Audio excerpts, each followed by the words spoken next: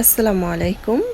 আজকে একটি রেসিপি নিয়ে চলে আসলাম। এই গরমে এই মজাদার একটি ঠান্ডা ঠান্ডা ডেজার্ট থাকলে আর কিছুই কিন্তু লাগে না। প্রথমে ভিডিওটি শুরু করছি। ভিডিওটি ভালো লাগলে অবশ্যই চ্যানেলটা সাবস্ক্রাইব করে লাইক দিয়ে পাশে থাকবেন।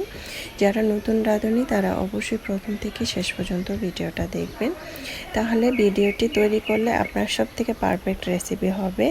চুলায় একটি প্যান বসিয়ে এখানে পানি দিয়েছি প্রায় 3 থেকে 4 কাপের মতো। এখানে সামান্য একটু ফুড কালার দিয়েছি, অরেঞ্জ কালার। তারপরে এখানে দিয়েছি হচ্ছে সাবু। এটাকে আমি 1 কাপ সাবু একটু সিদ্ধ করে নিয়েছি। তারপরে আরেকটি প্যানের মধ্যে দিয়ে দিলাম দুধ। আমি এখানে 1.5 লিটার দুধ দিয়েছি। এখানে আগার আগার পাউডার 1 টেবিল চামচ দিয়ে এটাকে আমি প্রথমে জাল করে নিয়েছি। আর আগার আগার পাউডারটা অবশ্যই ঠান্ডা থাকা অবস্থায় দিতে হবে। তারপরে এটা মিক্স করে তারপরে আমি এখানে চিনি দিয়ে দিলাম প্রায় আধা কাপের মতো। চিনিটা আধা কাপ দিলে পারফেক্ট মিষ্টিটা হবে। যারা মিষ্টিটা বেশি খান তারা অবশ্যই বেশি পরিমাণ দিতে পারেন। তারপরে আমি গুঁড়া দুধ দিয়ে দিলাম 1 কাপ, দিয়ে সুন্দরভাবে এটাকে জাল করে এরকম ঘন করে নিয়েছি। তারপরে দিয়ে দিলাম সাবুদানাটা আমি পানি দিয়ে ভিজিয়ে এটাকে ঝরঝরা করে নিয়েছি সিদ্ধ করার পরে। এটা দিয়ে আমি অনবরত নেড়েচেড়ে এটাকে রান্না করে নিয়েছি। দেখতে পাচ্ছেন কতটা ইয়ামি লাগছে দেখতে।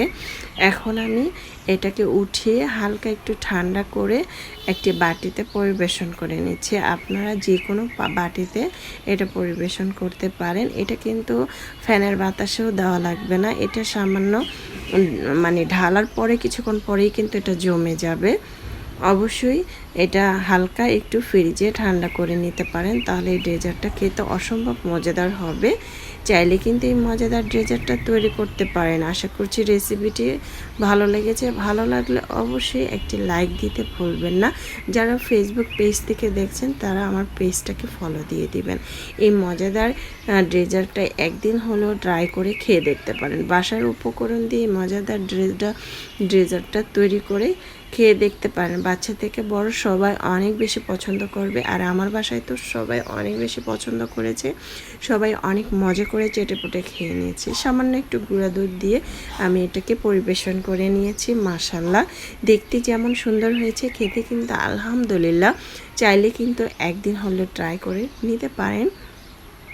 এখন আমি এটাকে কেটে নেব। দেখতে পাচ্ছেন কতটা নরম তুলতুলে আর এতটাই ইয়ামি হয়েছে, বাচ্চারা অনেক বেশি পছন্দ করবে। আর বাসায় মেহমান আসলে তাদেরকে ডেজার্ট হিসেবে এই মজাদার ডেজার্টটা খাওয়াতে পারেন। খেতে অনেক বেশি ভালো লেগেছিল। সাবুদানা আর দুধ দিয়ে এত মজাদার ডেজার্ট চাইলে কিন্তু আমরা সবসময় তৈরি করে খেতে পারি। আমি হালকা ফ্রিজে ঠান্ডা করে নিয়েছি, বেশি পরিমাণ ঠান্ডা করিনি। এটা খেতেও অনেক বেশি ভালো লেগেছিল আর দেখতেও অনেক সুন্দর লেগেছিল। চাইলে ট্রাই করতে পারেন। আল্লাহ হাফেজ।